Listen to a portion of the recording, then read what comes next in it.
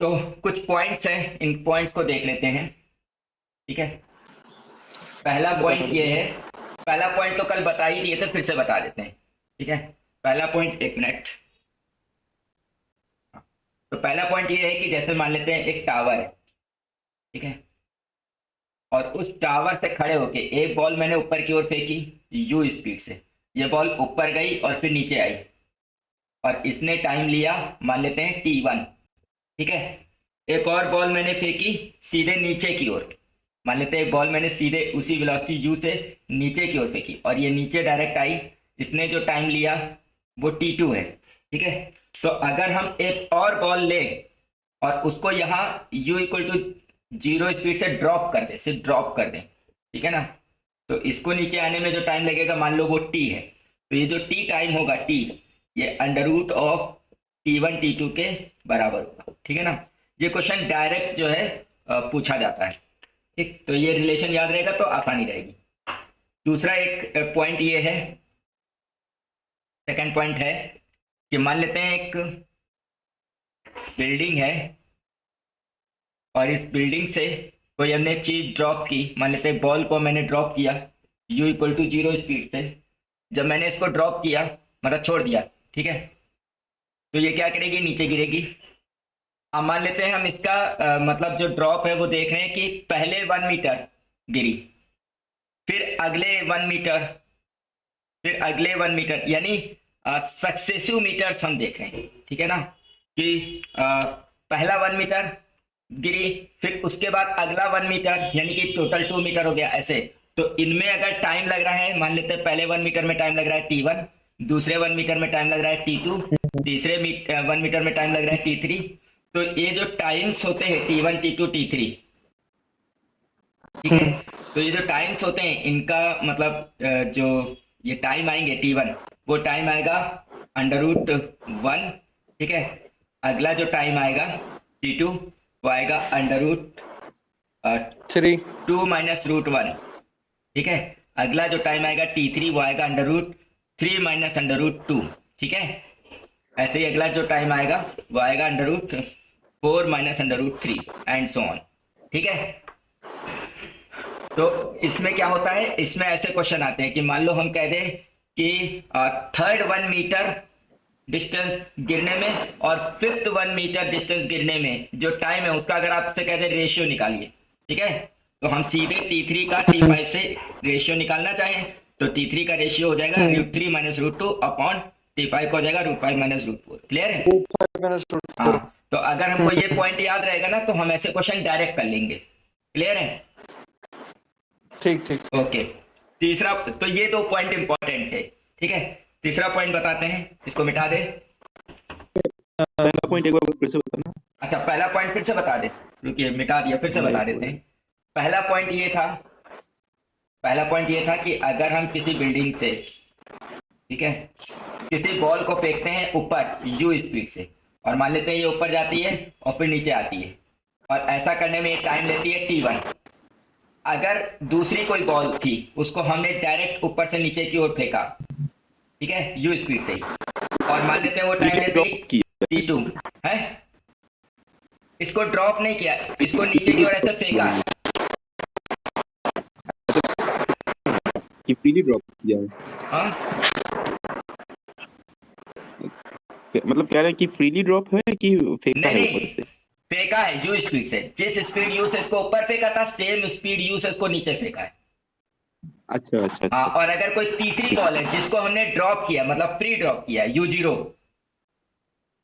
और वो नीचे आने में लग रही है टाइम T3, ठीक है, या केवल टाइम ले रही है, ठीक है, तो ये जो टाइम T होगा ये under root of T1 T2 होगा। ठीक है, या आप ये कह सकते हो कि ये जो टाइम होगा ये इन दोनों का ज्योमेट्रिक मीन होगा। ये ज्योमेट्रिक मीन होता है। तो ये तीसरी तीसरी बॉल जो फेंकी है U0 क्या है, ये हाँ क्या बता रहे हो? हाँ, मतलब ये जो बॉल हमने तीसरी डाली है ये सिर्फ ड्रॉप की है, इसको ऐसे छोड़ दिया बस। अच्छा, तीसरी ड्रॉप है। हाँ, तो उसका जो टाइम लगेगा T, वो इन दोनों के टाइम का अंडर रूट होगा, ज्योमेट्रिक मीन होगा। ठीक है, अच्छा ओके। अच्छा, यहाँ पे ये पहले वाले जो पार्ट में था v वेलोसिटी से ऊपर फेंका है तुमने, हाँ है ना? हाँ, और दूसरे वाले पार्ट में u वेलोसिटी से नीचे फेंका, सेम नहीं, तो ये दोनों से, वेलोसिटी सेम बराबर वेलोसिटी, थी। Same you. हाँ, जैसे अगर इसको 10 से सेम ऊपर थी ना, फेंका तो हाँ इसको 10 से ही नीचे फेंका। हाँ हाँ हाँ। अगर ये यू और वी होता तो हम बताते ना कौन सी ज्यादा है कौन सी बड़ी कम है, या कौन हाँ किसके हाँ दोगुना है। ठीक ठीक अब ठीक है। रवि अच्छा, म्यूट कर लेना अपने आप को, आवाज हाँ आ रही है। ओके। और तीसरा पॉइंट ये है, थर्ड पॉइंट क्या है कि देखो, अगर मान लेते हैं एयर फ्रिक्शन को हम कंसीडर कर रहे हैं, अगर एयर फ्रिक्शन को हम कंसीडर कर रहे हैं, तो जब बॉल को ऊपर फेंकते हैं, ठीक है, तो ऊपर जाने में वो जो टाइम लेती है, मान लेते हैं मैक्सिमम हाइट तक टाइम लिया उसने T1, ठीक है, और नीचे आने में जो टाइम लेती है, मान लेते हैं वो टाइम है T2, ठीक है, तो उस केस में जो T2 टाइम होता है वो T1 से बड़ा होता है, ठीक है। T2 टाइम जो होता है वो एयर T1, फ्रिक्शन में। हाँ, अगर एयर फ्रिक्शन लग रहा है तो। और अगर air friction, if air friction is neglected, अगर एयर फ्रिक्शन नेग्लेक्ट कर दें हम, अगर एयर फ्रिक्शन को हम नेग्लेक्ट कर दें, देन ये दोनों टाइम बराबर होते हैं, time of ascent and time of descent. इसे हम कह सकते हैं टाइम ऑफ एसेंट, ऊपर जाने का टाइम। अच्छा, इसमें भी अमन वही है ना कि सेम स्पीड सेम वेलोसिटी से फेंका हाँ गया है। हाँ, और ये टाइम ऑफ डिसेंट। ऐसे हम कह सकते हैं, मान लेते हैं मैंने बॉल को नीचे से ऊपर फेंका, ठीक है, और सेम बॉल जब ऊपर जाएगी तो मैक्सिमम हाइट तक जाने में जितना टाइम लेगी, ठीक है, वो हाँ टाइम, और फिर वही बॉल जब वापस आएगी तो जो वापस आने में टाइम लेगी, तो जो वापस आने में टाइम है वो ज्यादा होगा और ऊपर जाने में टाइम कम होगा, ठीक है।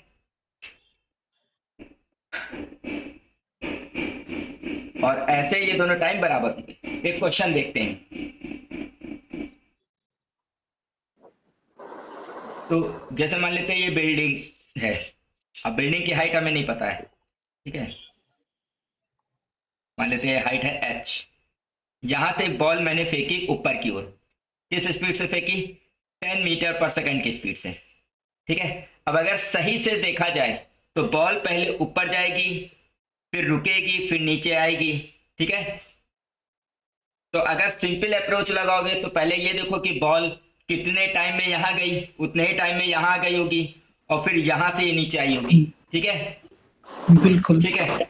लेकिन इसका शॉर्टकट एक है। शॉर्टकट क्या है, क्योंकि बॉल, अच्छा है ऐसे मोशन माना कि पहले ऊपर गई देन नीचे आई, ठीक है, या फिर हम सीधे ऐसे मान लेते हैं कि बॉल जो है ना वो डायरेक्ट नीचे ही आई, मान लेते हैं कि बॉल सीधे नीचे की ओर आई, ठीक है। हम ये मान के चल रहे हैं कि बॉल सिर्फ नीचे की ओर आई, ऊपर गई नहीं, लेकिन इसकी इनिशियल स्पीड ऊपर की ओर थी, माइनस 10 मीटर पर सेकेंड, ठीक है। तो हम डाउनवर्ड मोशन को डायरेक्ट कंसीडर करेंगे, इक्वेशन ऑफ मोशन लगाएंगे h equal to u t plus half g t square, क्योंकि हम डायरेक्ट डाउनवर्ड मोशन को कंसीडर कर रहे हैं, इसलिए हम यहाँ पे प्लस साइन ले रहे हैं, ठीक है। अब क्योंकि h डिस्प्लेसमेंट है, तो चाहे तुम ये मोशन मानो कि पहले ऊपर गई देन नीचे आई, चाहे ये मानो ऊपर से डायरेक्ट नीचे आई, डिस्प्लेसमेंट तो दोनों केस में सेम ही होगा। तो h हमको पता करना है u की जगह, लेकिन हम -10 यूज कर लेंगे, क्यों, क्योंकि हम डायरेक्ट डाउनवर्ड मोशन मान रहे हैं और इसकी इनिशियल स्पीड ऊपर की ओर है, ठीक है। तो u की जगह -10 मानेंगे, टाइम लग रहा है 16 प्लस हाफ, g की जगह 10 और टाइम 16 का स्क्वायर। इसको सॉल्व कर लो, आंसर आ जाएगा 16 इंटू 16 इंटू 5 -160। क्लियर है,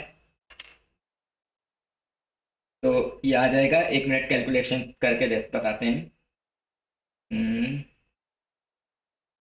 वेक्टर यही लगाया था 16 इंटू 16 इंटू 5 -120, सॉरी -160, 1120। ये आया आंसर। मेरा 76 ज्यादा आ रहा है बस। इसलिए क्योंकि तुमने ऊपर की ओर मोशन माना होगा ना पहले, ये कॉन्सेप्ट पहले लगाया मैंने था।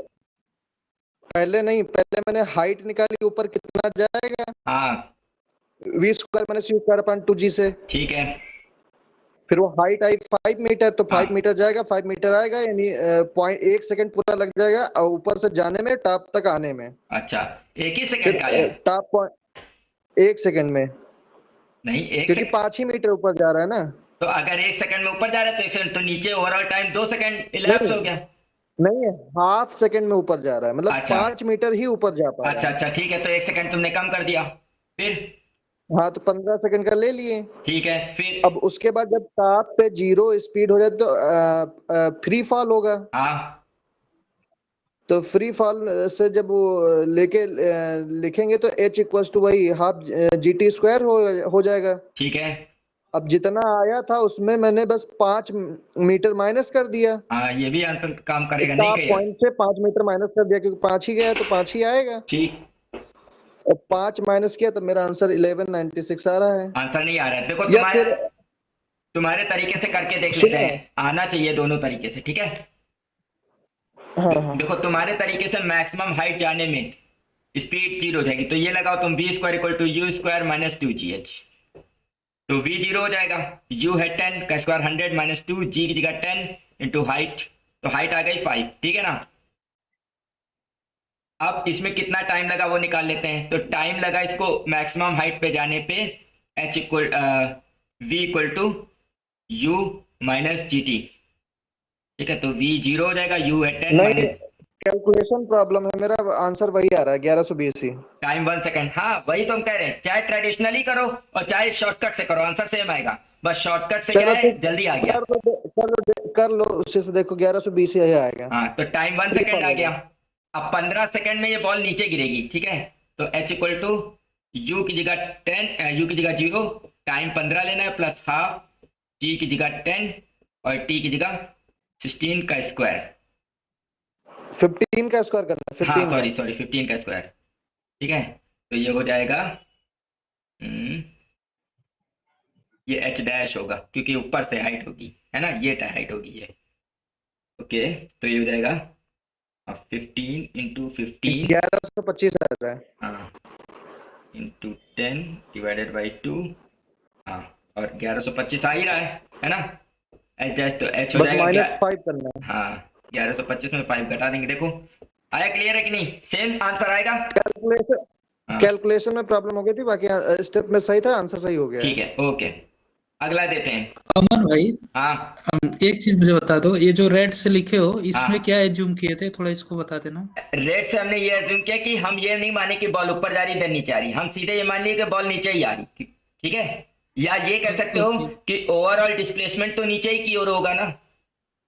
तो हाँ सही इस बात है। इक्वेशन में जो s होता है वो, या h होता है वो डिस्प्लेसमेंट होता है, डिस्टेंस नहीं होता। तो ओवरऑल डिस्प्लेसमेंट तो h ही है जो कि डाउनवर्ड डायरेक्शन में, तो हम डायरेक्ट हाँ मोशन हाँ, ठीक है। डाउनवर्ड वाला ही लिए और डाउनवर्ड वाली इक्वेशन लगाए, क्योंकि जब हम बॉडी नीचे गिरती है तभी प्लस g लेते हैं, ठीक है? बस इतना किए कि इनिशियल स्पीड ऊपर की डायरेक्शन में, तो इसलिए u की जगह -10 रख दिया। ओके। अगला ठीक क्वेश्चन है। लेते हैं। तो प्रॉब्लम फिर से समझ लेते हैं। प्रॉब्लम है कि एक हॉट एयर बलून है, वो कांस्टेंट स्पीड से ऊपर की ओर जा रहा है। जब वो हॉट एयर बलून ग्राउंड से 100 मीटर की हाइट पे था तो उसे बॉल ड्रॉप की गई। अब आपको ये बताना है कि बॉल को नीचे आने में कितना टाइम लगेगा, फिर जब बॉल नीचे आ जाएगी तो उसकी बलून से डिस्टेंस क्या होगी, और फिर तीसरा ये बताना है कि किस वेलोसिटी से बॉल हिट करेगी ग्राउंड को। तो क्वेश्चन मिटा देते हैं, सॉल्यूशन करते हैं।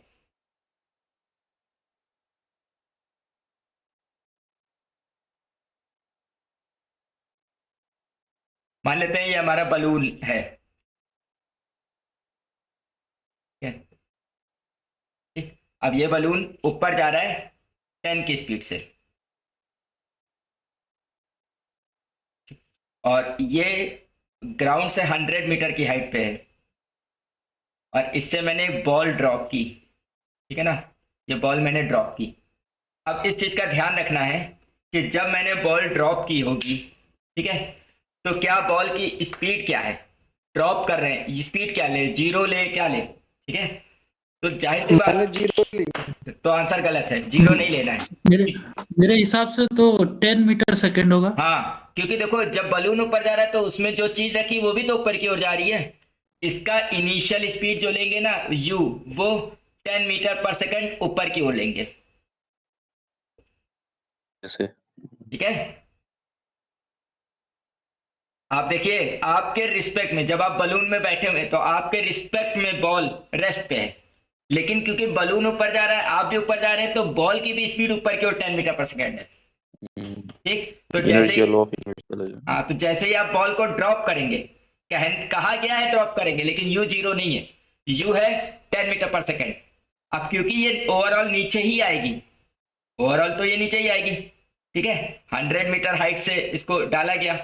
ठीक, तो एक्चुअल में ये होगा ऐसे, एक्चुअल में पता है क्या होगा ये कि जैसे ही बॉल छोड़ देंगे तो क्योंकि बॉल की स्पीड ऊपर की ओर है तो पहले वो थोड़ा सा ऊपर जाएगी, ठीक है, और फिर जब उसकी स्पीड जीरो हो जाएगी तब वो नीचे आएगी, जैसे पीछे का केस था। लेकिन हम यही मान के चल रहे हैं कि बॉल डायरेक्ट नीचे आ रही है 100 मीटर हाइट, ठीक है ना, क्योंकि डिस्प्लेसमेंट ओवरऑल इसके लिए 100 ही मीटर होगा, क्योंकि थोड़ी देर ऊपर जाएगी फिर नीचे आएगी और फिर नीचे, तो 100 ही तो आना है इसको, ठीक है। तो वही कॉन्सेप्ट यूज कर रहे हैं जो पीछे यूज किया, H equal to u t plus half g t square, और H की जगह हम ले लेंगे 100 और U की जगह ले लेंगे -10, ठीक, और टाइम हमें निकालना है 10/2 टी स्क्वायर, क्लियर है। तो 5t square -10t plus -100 equal to 0, 5 common लेके काट देते हैं तो t square -2t plus -20 equal to 0 आ जाएगा, ठीक है। फैक्टर तो इसका हो नहीं रहा है, 5 4 20 होता, 5 - 4 होगा ही नहीं, तो टाइम की वैल्यू हम डायरेक्ट उससे निकालेंगे, सीधा 4 से क्या आ जाएगी, इसकी वैल्यू आ जाएगी -b यानी 2 प्लस माइनस √b स्क्वायर यानी कि 4 -4, a की जगह 1, c की जगह -20 अपॉन 2, a की जगह 1, तो टाइम आ जाएगा 2 प्लस, नेगेटिव तो टाइम होता नहीं तो प्लस लेके निकालेंगे, 2 प्लस और 4 20 80 84/2, क्लियर है। तो ये टाइम आ जाएगा, कुछ कैलकुलेट कर लेते हैं कैलकुलेटर से,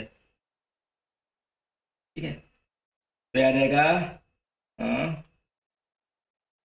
√84 प्लस 2 डिवाइडेड बाई 2, 5.58 सेकेंड्स, इतना टाइम लगेगा। क्लियर हो गई बात, ठीक है। तो मुझे बस थोड़ा सा डाउट लग रहा है अमन। क्या डाउट लग रहा है बताओ। अगर मान लीजिए हम बॉल को वहां पे छोड़ रहे हैं, ड्रॉप कर रहे हैं, ठीक है, तो बॉल वो अब ऊपर तो नहीं जाएगी ना, वो ड्रॉप का मतलब वो नीचे ही आएगी। नहीं नहीं ठीक है, फाइनली तो नीचे हम आएगी, लेकिन ड्रॉप पॉइंट बता रहे हैं ना, अगर इंस्टेंट, क्वेश्चन में देखा जाए तो ये नहीं कि वो छोड़ दिया, मतलब ड्रॉप पॉइंट अगर देखें तो 100 मीटर ही लेंगे, हाँ तो बॉल ड्रॉप, तो under action of gravity he fall करेगी ना। हाँ तो अंडर ग्रेविटी का एक्शन ही लिया है, लेकिन देखो जब तुमने बॉल को छोड़ा, ठीक, उस समय बॉल की स्पीड 0 नहीं थी, उसकी स्पीड ऊपर की ओर थी और +10 थी, ठीक है। नहीं, एक चीज ये भी तो देखो, कांस्टेंट स्पीड के साथ अगर बलून जा रहा है तो उस पे कोई एक्सेलरेशन लग नहीं रहा है, तो जी इफेक्टिव जी के बराबर ही होगा, तो उसको तो नीचे ही और खींचेगा ना, वो ऊपर तो जाएगा ही नहीं ना। नहीं तो वो तो एक्सेशन की बात हो गई, एक्सेशन मान लेते हैं कांस्टेंट है, लेकिन ऐसा हाँ। सोचो ना, देखो बलून की स्पीड क्या है, देखो, नहीं, मैं ये कहना चाह रहा हूँ जो तुमने कंसेप्ट लगाया है, जो तुम बता रहे हो वो सही है, लेकिन ये तब सही होगा जब वो एक्सेलरेटेड मोशन में होगा, अगर नहीं एक्सेलरेशन नहीं होगा तो बाल जहां से छोड़ेंगे वहीं से आ जाएगा। नहीं ऐसा नहीं है। नहीं नहीं, इसमें लॉ ऑफ इनर्शिया अगर लगाओ ना, ऐसे भी तो कॉन्सेप्ट लगाओ, लॉ ऑफ अगर इनर्शिया जैसे लगाओ। तुम बस चल रही है, अगर बस रुक जाती है तो जो इंसान उसमें बैठा होता है वो भी तो, वैसे तो यहाँ पे जब बस रुकती है या चलती है तो वहां पे तो बस एक्सेशन होता बस है, कांस्टेंट स्पीड से नहीं होती है ना, बस कांस्टेंट स्पीड में होती है, एक्सेलरेशन लग रहा होता है उसमें, हाँ तब ये होता है, वही हम अगर कह रहे, एक्सेलरेशन ना लगे तो नहीं होता है वो। हाँ वही हम कह रहे कि वहां तो ये समझो मतलब बात। एक्सेलेरेशन रहता है, ठीक है, देखो हाँ। लेकिन यहाँ भी अगर कोई चीज कांस्टेंट स्पीड से चल रही है, ऐसे सोचो अगर बलून ऊपर जा रहा है कांस्टेंट स्पीड से, तो उसके अंदर जो जो चीजें हैं सब कांस्टेंट स्पीड से ऊपर की ओर जा रही कि नहीं जा रही। हाँ हाँ, अब जब लेकिन बॉल तुम उससे अपना हाथ ऐसे कांटेक्ट में बाहर आ जाए निकालोगे, क्योंकि एक्सेलरेटेड मोशन नहीं है। ऐसे नहीं, सोचो, सुनो तो, हमारी सुनो, जब तुम ऐसे हाथ बाहर निकालोगे, ठीक, तो तुम्हारा हाथ और तुम्हारे हाथ में जो चीज है वो सब ऊपर की ओर जा रहे होंगे 10 मीटर पर सेकंड की स्पीड से, और जैसे ही तुम जब अपना तक वो हाथ, आपके कांटेक्ट में है तब तक। हाँ, और जैसे ही तुम हाथ हटाओगे वैसे क्या उस बॉल की स्पीड 0 हो जाएगी। अगर उस बॉल की स्पीड हाथ हटाते ही 0 हो जा रही है तो इसका मतलब कोई रिटार्डिंग फोर्स लग रहा है जो उसकी स्पीड को 0 कर रहा है। वो रिटार्डिंग फोर्स कौन सा है? मैं कहना चाह रहा हूँ कि हमारा फोर्स भी मास इनटू एक्सेलरेशन ही होता है। जब एक्सेलरेशन जीरो है तो उस पर कोई फोर्स नहीं लगेगा, लेकिन जैसे ही बॉडी से कांटेक्ट हटा तो हाँ उस पे जो फोर्स ग्रेविटी वाला एक्सेलरेशन लगेगा वो प्रभावी हो जाएगा, हाँ रिजल्टेंट हो ठीक, जाएगा, वो तो उसको ठीक, तुरंत डाउन खींच लेगा, ऊपर नहीं जाएगा बॉल। नहीं जाएगा, मैं ये कहना चाह रहा हूँ। नहीं जाएगा, जाएगा, इसलिए जाएगा, देखो, हम्म। इसलिए जाएगा क्योंकि उसमें इनिशियल स्पीड 10 मीटर पर सेकंड है, ये बात क्यों कंसीडर नहीं कर रहे हो? अगर इनिशियल स्पीड जीरो होती तो बॉल सीधे नीचे की ओर आती। लॉ देखो, लॉ ऑफ सुनो, इनर्शिया, तो मैं कह रहा हूँ लॉ ऑफ इनर्शिया के कॉन्सेप्ट से सोचो ना थोड़ा। इसको प्रैक्टिकली समझ सकते हैं, हाँ, है ना man? क्या कह रहे हो? अगर उसकी स्पीड अगर 10 मीटर पर सेकंड होगी उसके साथ, तो बलून पे उसका वेट नहीं फील होगा फिर ना, लेकिन उसका वेट फील हो रहा है, यानी उसको वो खींच रहा है। नहीं नहीं, ये बात नहीं है, ये बात नहीं है।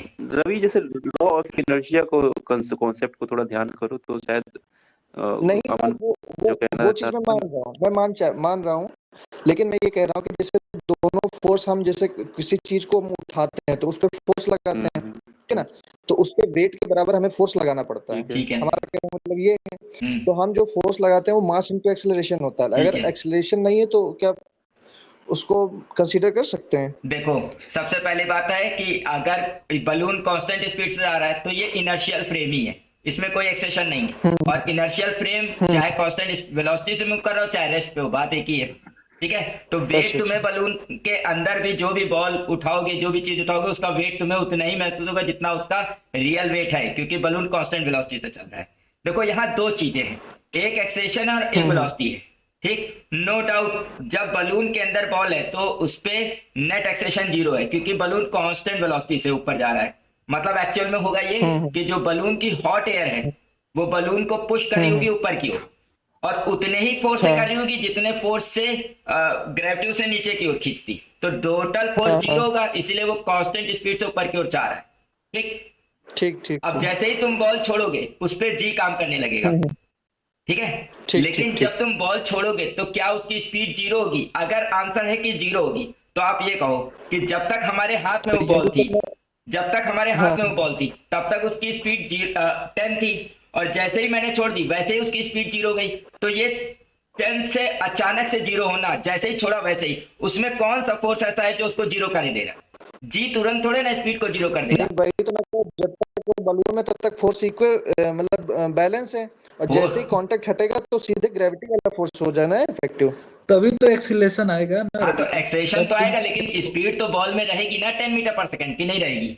नहीं नहीं नहीं, देखो, चलो जब ठीक है, तक इसको जब छोड़ो, थोड़ा सा इसमें मुझे डाउट लग रहा है, फिर देख लेंगे बाद में, फिर इसको भी अभी तुम टाइम देख वेस्ट लेना, होगा। बिल्कुल हम जो बता रहे फिर ठीक से, ठीक हम क्वेश्चन को फिर से बोल देते हैं, समझा देते हैं। देखो, जैसे ही ठीक। जैसे ही हम बॉल को छोड़ेंगे, आप ऐसे सोचो कि मेरे हाथ में ये पेन है, जैसे ही हम छोड़ेंगे इसकी इनिशियल स्पीड जीरो है, और तुरंत एक्सेशन काम करेगा, जी नीचे की ओर काम करेगा और नीचे गिर जाएगा। ठीक, लेकिन अगर हम मूव कर रहे हैं ऊपर की ओर और जैसे ही हम इसको छोड़ेंगे, ठीक है, तो इसके अंदर भी वही स्पीड होगी जो मेरे हाथ में थी।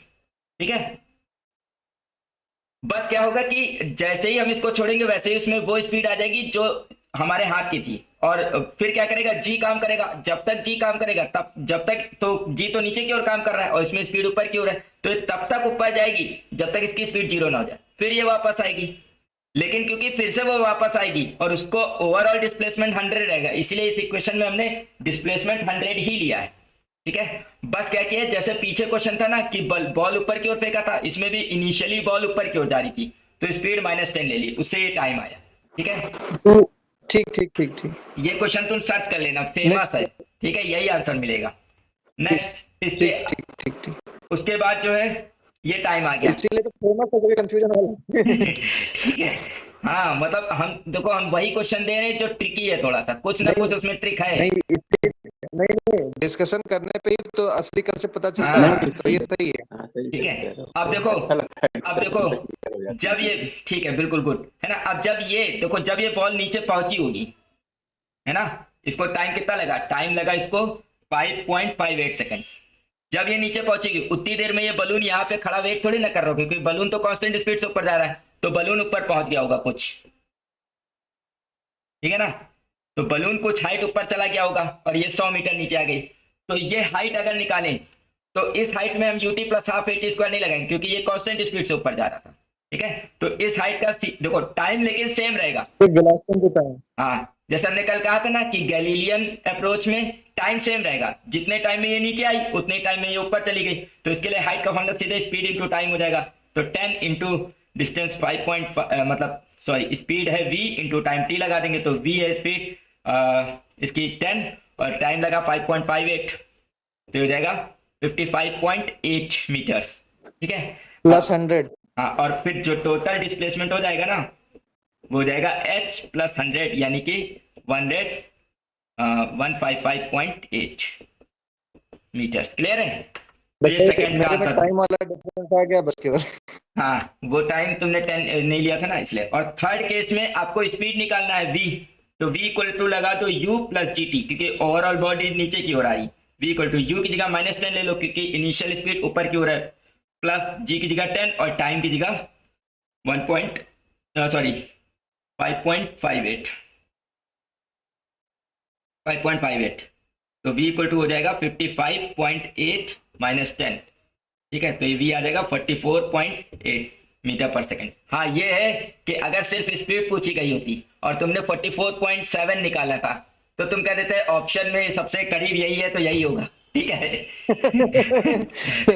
तो ऐसे ही होता है, ऐसा ही होता है। देखो गलत करके भी सही कर दिए। नहीं मान सकता। हाँ, गलत करके भी सही कर दिए। अब सुनो, हाँ नहीं ये कंसेप्ट वाला उस हिसाब से देखो किए तो स्पीड उतनी ही है ये। हाँ। बस वही है टाइम वाला डिफरेंस आ गया बस। नहीं तो पता है स्पीड इतनी क्यों आई है, क्योंकि देखो बात ये है ना कि जो टाइम है वो बहुत कम है। तो तुम्हारा टाइम आ रहा था 4.4, मेरा आया 5.58, तो 1 सेकंड का अंतर है। 1 सेकंड के अंतर से वेलोसिटी में अंतर बहुत कम आया है, ठीक है। तो इसलिए अप्रॉक्स आंसर आ गया। मान लेते हैं अप्रॉक्स करीब आंसर नहीं दिए होंगे तो तुम सही टिक लगा दोगे, लेकिन जो कॉन्सेप्ट है वो यही है, ठीक है। अगला क्वेश्चन देते हैं। ओके, तो ये एक बॉडी मूव कर रही है, उसकी वेलोसिटी का फॉर्मूला दिया है, अल्फा कांस्टेंट है, v equal to alpha root x. और जब ये स्टार्ट होती है तो टाइम 0 था, उस समय पोजीशन भी 0 था, यानी स्टार्टिंग पॉइंट जो है वो x इक्वल टू 0 है। हमको डिस्प्लेसमेंट बताना है, x मतलब डिस्प्लेसमेंट बताने का मतलब x का फॉर्मूला बनाना है, ठीक है। तो क्या करेंगे, वेलोसिटी दिया ही हुआ है अल्फा रूट एक्स, वेलोसिटी को हम लिख सकते हैं ना dx by dt is equal to alpha root x. अब ये बिल्कुल ये क्या है, एक डिफरेंशियल इक्वेशन है, हमको सॉल्व करना है इसको। dx के नीचे रूट एक्स ले आओ अमन इक्वल टू अल्फा dt कर लो। हाँ अमन जी सर बताइए। जैसे तुमने जो रिलेशन लिखा है v equals to alpha root x, हाँ है ना, फिर at t equals to 0 x equals to 0, हाँ तो x पोजीशन तुम ले रहे हो क्या? हाँ, एक्सपोजिशन ही तो है। तो फिर ये रिलेशन इक्वेशन कंपैटिबल है क्या, डायमेंशनली करेक्ट है क्या? हाँ, एक्चुअल में अल्फा v कोई इक्वल्स टू कांस्टेंट अल्फा है, रूट एक्स। अल्फा कोई कांस्टेंट है। हमने ये तो कहा नहीं कि अल्फा कोई जो है डायमेंशनलेस कांस्टेंट है। अल्फा का कुछ डायमेंशन ऐसा होगा कि वेलोसिटी बनेगा आखिरी में, ठीक है ना। हाँ ठीक। क्योंकि एक होता है ना, अब जैसे यूनिवर्सल ग्रेविटेशनल कांस्टेंट है, तो क्या ये कोई डायमेंशनलेस कांस्टेंट थोड़े ना है तो ये कांस्टेंट ही। नहीं ठीक, तुमने उसमें डायरेक्ट खाली कांस्टेंट लिखा था ना, वही हम कंफ्यूज हो गए। हाँ ठीक है, तो dx इसको दोनों तरफ इंटीग्रेट कर देते हैं, इसको लिख सकते हैं x की power -1/2 dx is equal to alpha बाहर dt। अब यहाँ पे लिमिट लगा सकते हैं कि जब टाइम 0 था तो डिस्प्लेसमेंट 0 था, कहा गया ना कि t 0 पे x 0 है, तो x भी 0 t भी 0, और किसी टाइम t पे डिस्प्लेसमेंट मान लो x होगा। अब x की पावर 1/2 का इंटीग्रेशन क्या होगा, x की पावर -1/2 प्लस 1 अपॉन -1/2 प्लस 1, और लिमिट रहेगी 0 से x is equal to alpha dt का इंटीग्रेशन t 0 से t। इसको सॉल्व कर लेंगे, x की पावर 1/2 इंटू 2 0 से x is equal to alpha t minus 0। तो 2 इसमें x और 0 रखेंगे तो यही रहेगा, तो 2 root x is equal to alpha t आएगा, ठीक है। तो रूट एक्स इक्वल टू हो जाएगा अल्फा t बाई 2, या x इक्वल टू हो जाएगा alpha square t square by 2। 4 clear है।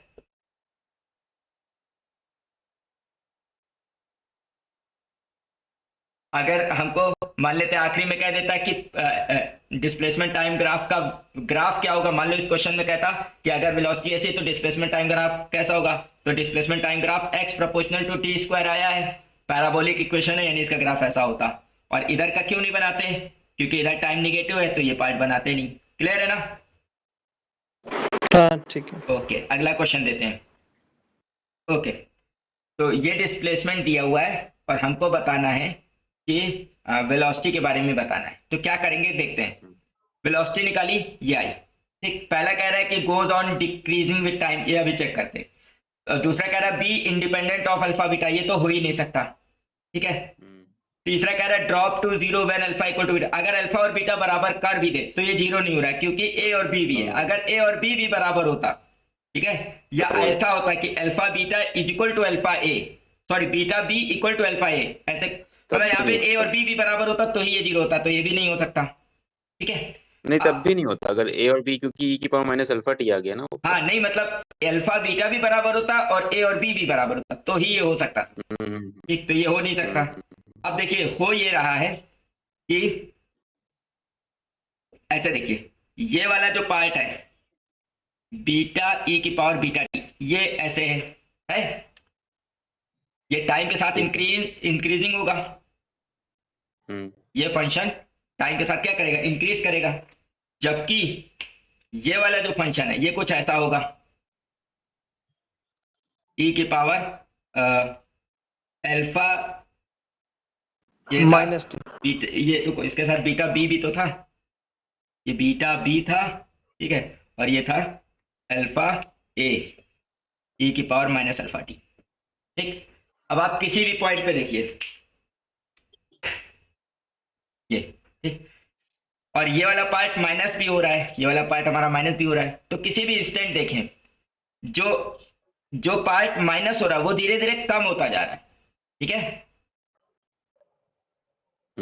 और जो पार्ट मतलब प्लस में वो धीरे धीरे इंक्रीज हो रहा है। तो अगर हम मतलब एनालॉजी लेके किसी इंस्टेंट, देखो किसी इंस्टेंट ये ऊपर है ये नीचे है, अब इन दोनों का डिफरेंस जो भी आएगा, ठीक है, लेकिन थोड़ी देर बाद देखेंगे तो ये जो डिक्रीज करने वाला है ये रैपिडली डिक्रीज भी कर रहा है और इंक्रीज करने वाला इंक्रीज कर रहा है, और जो डिक्रीज कर रहा है वो घट रहा है। तो इन दोनों को जब घटाएंगे तो ओवरऑल जो आंसर आएगा ना वो इंक्रीजिंग ही आएगा, हर पॉइंट पे बढ़ता हुआ नजर हाँ, आएगा। मतलब ऐसे भी कह सकते हैं कि जैसे ये है कि स्टार्टिंग में जैसे एग्जांपल दिया रवि ने कि मान लो ये 5 है ये 4 है, तो 5 में से 4 गया 1 बचा, फिर क्या होगा ये और बढ़ेगा, ये लेकिन घट जाएगा।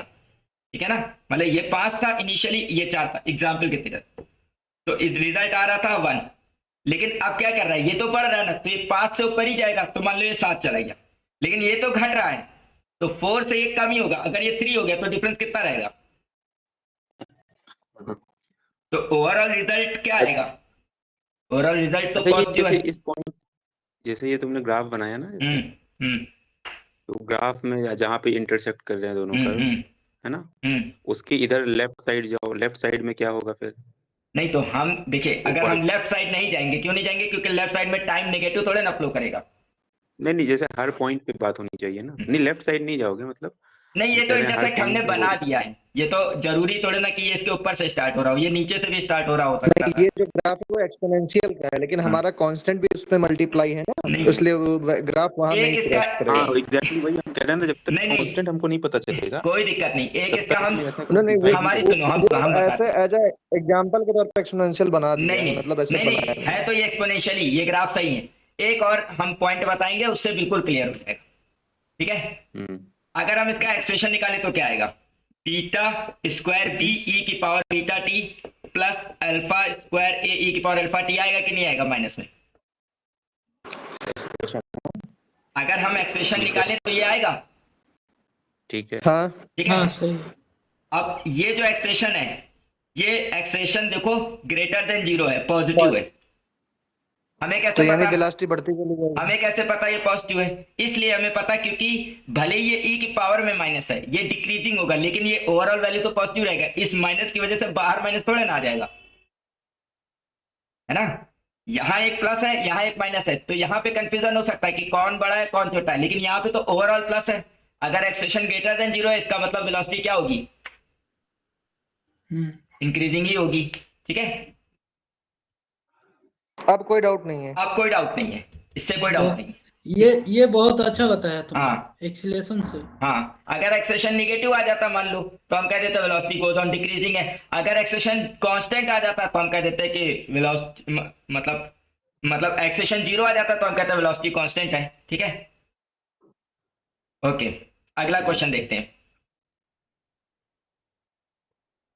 तो टाइम इक्वल टू ये दिया हुआ है, हम क्या करते हैं पहले वेलोसिटी निकाल लेते हैं। तो वेलोसिटी के लिए क्या करेंगे, टी इक्वल टू दिया है alpha x square plus beta x. ठीक है, इसको हम डिफरेंशिएट कर दे रहे हैं विद रिस्पेक्ट टू एक्स कर दे मान लेते हैं। तो क्या हो जाएगा, या हो जाएगा D T by D X is equal to 2 alpha x plus beta.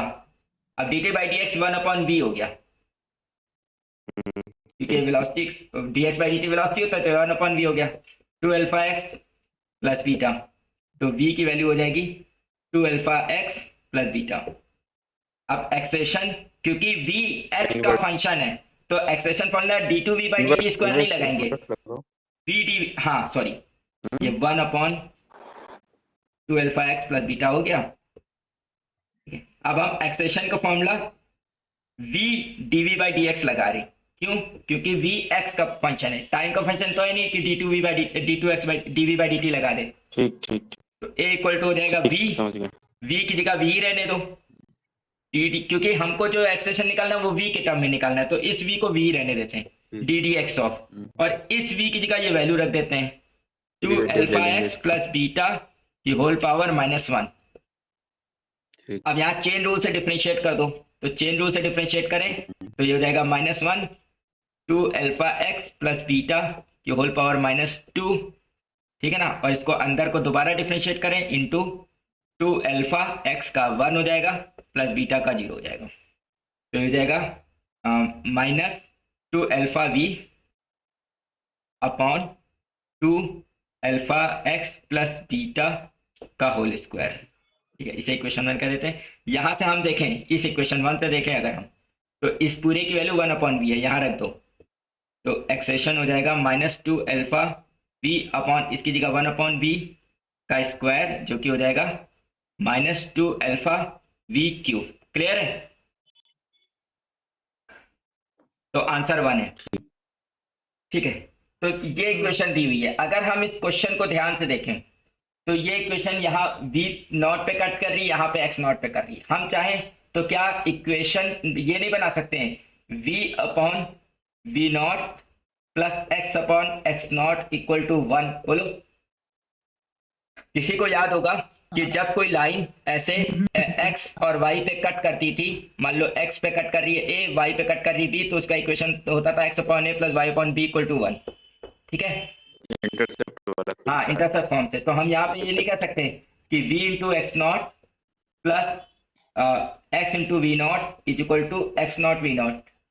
ये हो गया, यहाँ से v का फॉर्मूला बनाए, v की वैल्यू निकालें तो ये आ जानी चाहिए, इसको इधर लेके -x v नॉट और plus x not v not. ठीक है, अपॉन x नॉट से डिवाइड हो जाएगा, तो यहाँ पे x नॉट डिवाइड में आ जाएगा।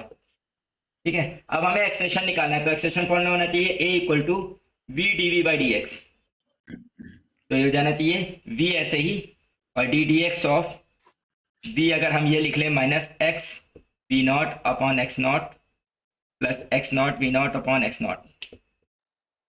तो यहाँ पे क्या होगा, x के रिस्पेक्ट डिफरेंशिएशन हो रहा है, ये हो जाएगा -v not upon x not, और ये पार्ट तो 0 हो जाएगा पूरा। ठीक है, और ये v भी बच जाएगा।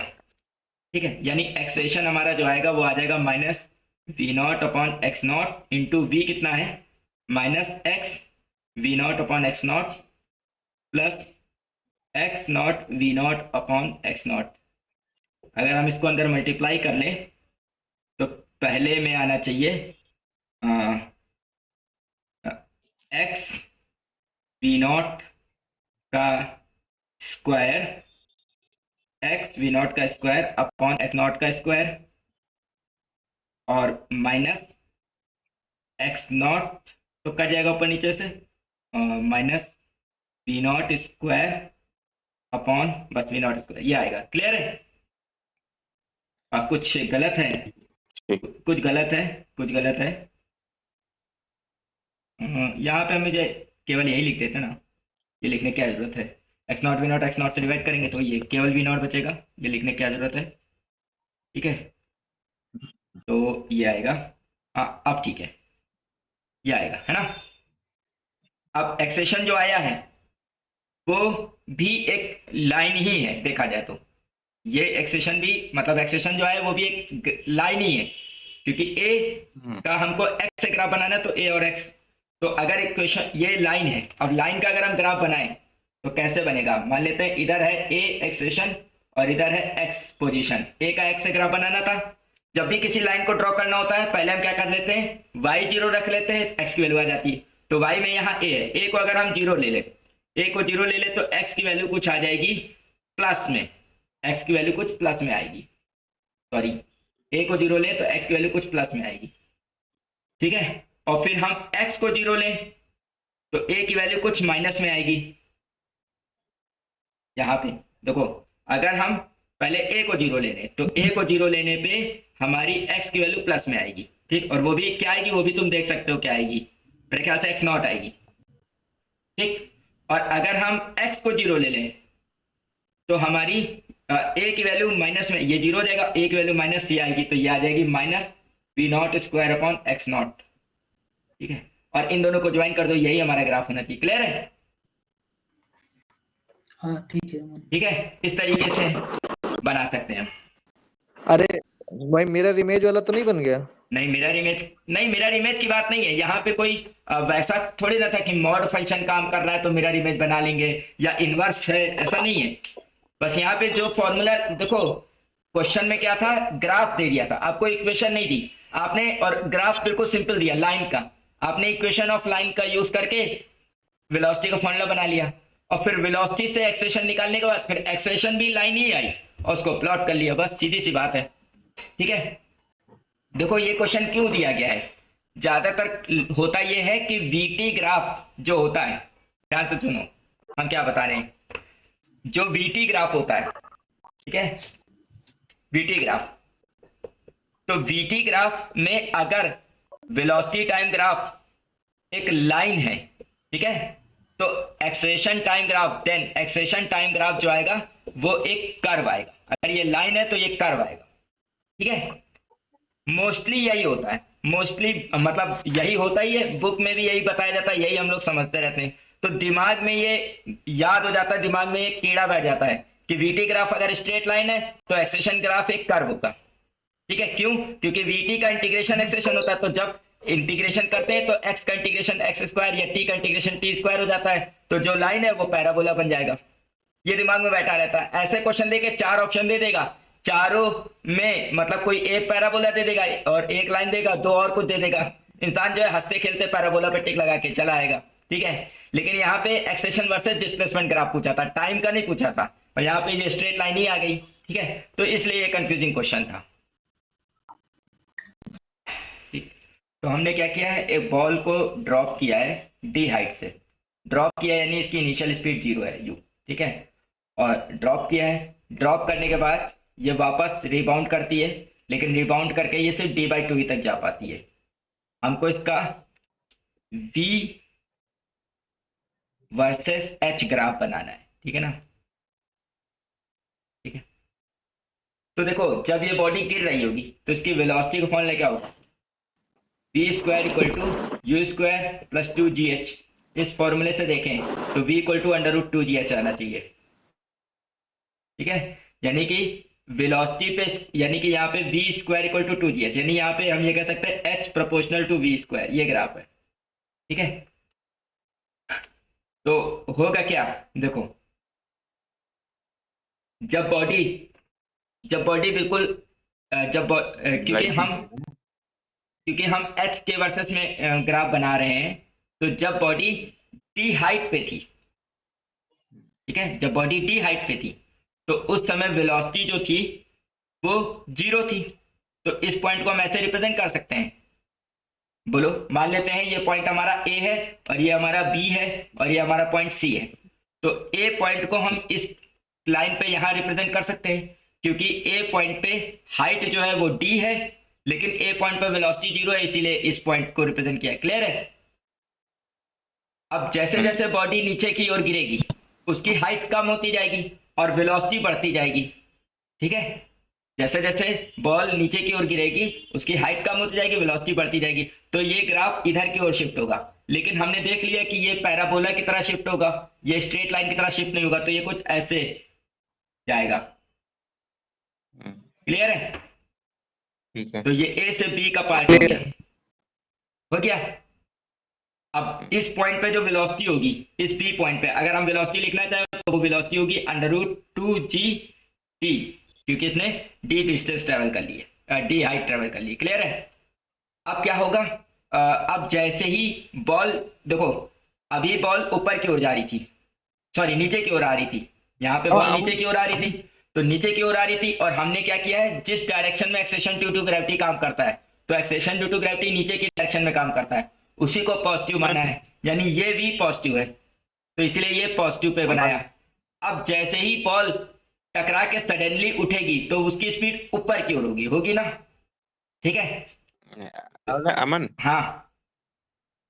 ये जो तुमने पैराबोला बनाया है, ये नीचे ये ठीक, ये नीचे से ऊपर जाएगा कि ऊपर से नीचे, मतलब ये हाँ, मतलब आप सोच रहे कि ये ऐसे क्यों नहीं आया है ना?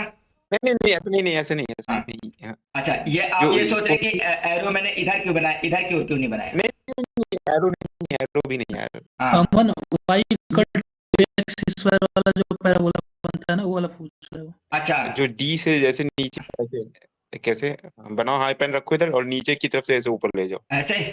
नहीं उधर नहीं, उधर नहीं, उधर नहीं, इस तरफ अंदर की तरफ ले जाओ। हाँ इसी तरह अंदर की तरफ ले जाओ। हाँ बी को ज्वाइन करो, बी को हाँ, तो बी को ज्वाइन तो किया है। नीचे जो से। कर्व अच्छा, ठीक ऊपर है, की अब ओर समझ बना गया। वो ऐसे कर्व वाला क्यों नहीं नीचे की बनाया? ओर बना दो। हाँ, ऐसा वाला क्यों हाँ नहीं इस बनाया? तरह का, इस तरह का। ठीक है, ऐसा वाला क्यों हाँ नहीं बनाया? ऐसा ही बनना चाहिए जहाँ की मेरे, क्योंकि वी स्क्वायर हो जाए ना, एच नहीं का में तो वी स्क्वायर ज्यादा है। नहीं नहीं, आप देखिए, ये वाला जो पैराबोला होता था, ठीक है, जब इधर वाई एक्सिस होती थी और इधर एक्स एक्सिस होती थी, ठीक, तो ये y is proportional to x square का होता था, याद है?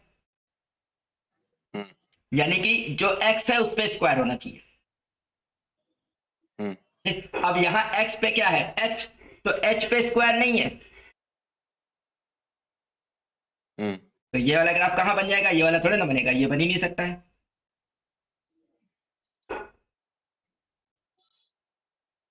सोचिए, नहीं याद आया?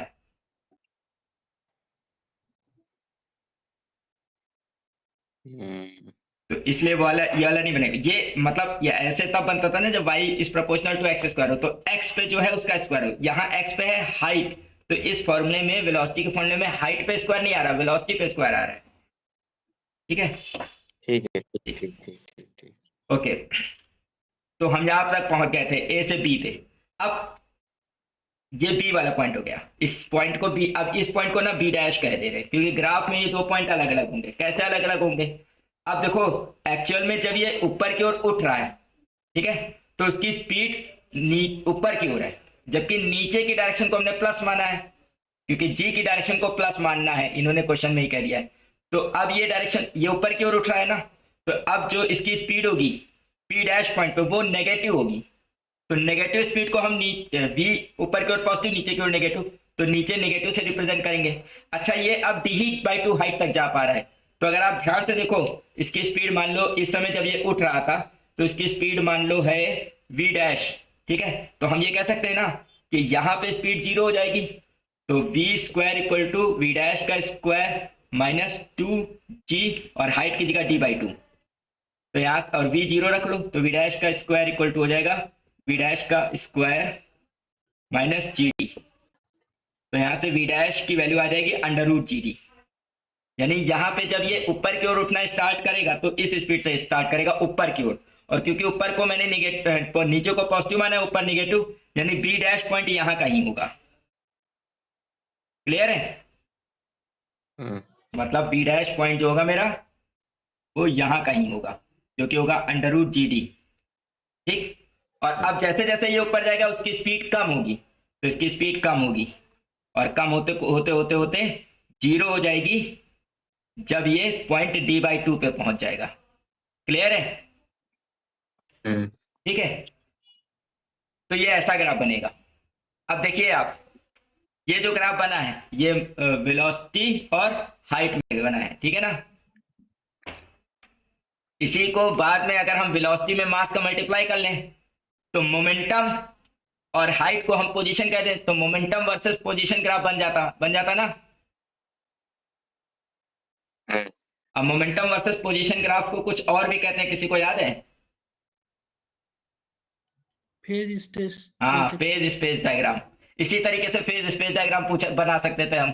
Same question phase space diagram का कह सकता था। ठीक है, अब इसका फेज स्पेस कैसा होगा?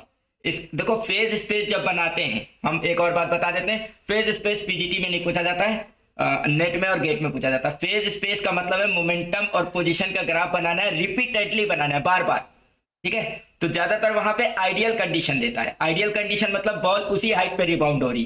तो अगर बॉल उसी हाइट पे रिबाउंड हो रही होती, ठीक है ना, अगर हम आइडियली देखते तो ग्राफ ऐसे बनता, आइडियली, है ना, क्योंकि स्टार्ट वही √2gh से होता, ऊपर की ओर होता, और फिर वही हाइट पे जाता। फिर तो ये जो साइकिल बनती ना, जो ब्लू कलर से मैंने बनाई, ठीक है, ये आइडियल फेज स्पेस ट्रैजेक्टरी हो जाती। लेकिन यहाँ पे प्रैक्टिकली हाइट कम हो रही तो ये ऐसे होगा। अब तुम सोचो, अब जब ये दोबारा गिरेगा तो और नीचे गिरेगा, फिर तो ये फेज स्पेस प्रैक्टिकल कुछ ऐसा होगा, ऐसे, फिर ऐसे, फिर ऐसे, फिर ऐसे, है ना, कम होते होते। क्लियर है ना? ओके, ठीक है, तो आज की क्लास यहाँ पे एंड करते हैं। नेक्स्ट टर्न पे कुछ और क्वेश्चन देखेंगे।